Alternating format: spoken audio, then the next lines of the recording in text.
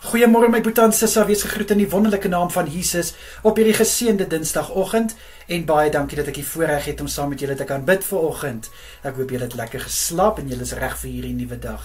Kom ons bid. Here, baie dankie vir 'n vars nuwe Dinsdag in ons lewens. Dankie Vader vir u hand van beskerming oor ons hierdie nag. Dankie dat ons kon rus inkry en dankie dat ons verfris en versterk is om hierdie dag met albei hande aan te pak. Dankie Here. Vader, my gebed is dat elke een se dag gevul sal wees, Vader, met sukses en met voorspoed. Ek bid in Jesus naam vir 'n seën oor elke een se hande. Liewe Here, ek bid vir goedheid en guns oor elke een se arbeid in Jesus Christus naam. Liewe Here, mag elke boetie en sissa gevul wees met krag en met wysheid vir dit wat voor lê vandag in u kosbare naam.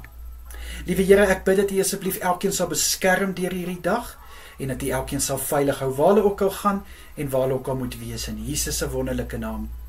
Vader, ek bid vir elke boetie en sissa wat vandag dinge het wat hulle moet doen, dinge wat hulle moet aanpak, Here, waarvoor hulle nie kans sien nie. Here, ek bid in Jesus naam, geef hulle asseblief bo-natuurlike krag, liewe Here, om hierdie situasies te kan aanpak, om hierdie besluite te kan neem. Ek bid vir goddelike wysheid, liewe Here, dat al sien hulle nie daarvoor kans nie, dat hulle dit sal kan hanteer.